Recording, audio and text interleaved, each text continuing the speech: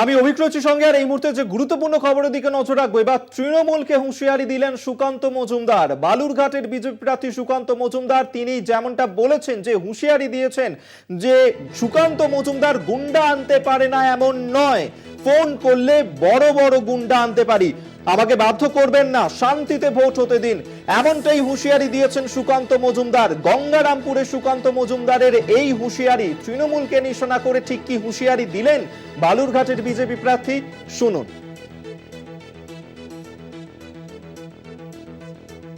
মুখের উপরে জবাব দেবে। সুকান্ত মজুমদার গুন্ডা আনতে পারে না এরকম কিন্তু নয়, কিন্তু আমি ওই রাজনীতিতে বিশ্বাস করি না। আমি একটি রাজ্যের সভাপতি, আমি ঝাড়খণ্ডে ফোন করলে আপনার যে বড় বড় গুন্ডারা চোখে সুরমা লাগিয়ে আসে না, তাদের থেকে অনেক বড় বড় গুন্ডা এখানে নিয়ে আসতে পারবো। কিন্তু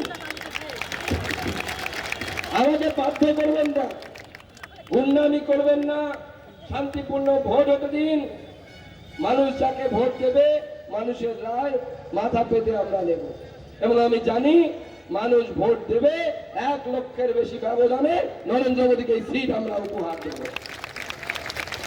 আর যদি গুন্ডামি করতে হয়, এমন গুন্ডামি শুরু করে দেবে আপনারা যদি করেন, আমাকে যদি বাধ্য করেন, আমি কিন্তু ছেড়ে কথা বলবো না, বিজেপি কিন্তু ছেড়ে কথা বলবে না, মুখের উপরে জবাব দেবে, সেই জবাব কিন্তু সহ্য করে আসবে। তৃণমূলকে নিশানা করে কি হুঁশিয়ারি দিয়েছেন সুকান্ত মজুমদার শুনলেন। তিনি গঙ্গারামপুরের এই সভা থেকে বলেছেন যে সুকান্ত মজুমদার গুন্ডা আনতে পারে না এমন নয়, ফোন করলে বড় বড় গুন্ডা আনতে পারি, আমাকে বাধ্য করবেন না, শান্তিতে ভোট হতে দিন। তৃণমূলকে হুঁশিয়ারি এমনটাই সুকান্ত মজুমদারের। এবং লোকসভা নির্বাচনের আগে এই যে হুঁশিয়ারি, সেই নিয়েই কিন্তু রাজনৈতিক তরজা শুরু হয়েছে, যেখান থেকে সুকান্ত মজুমদার এই হুঁশিয়ারি দিয়েছেন, সুকান্ত মজুমদার গুন্ডা আনতে পারে না এমন নয়, ফোন করলে বড় বড় গুন্ডা আনতে পারি, আমাকে বাধ্য করবেন না।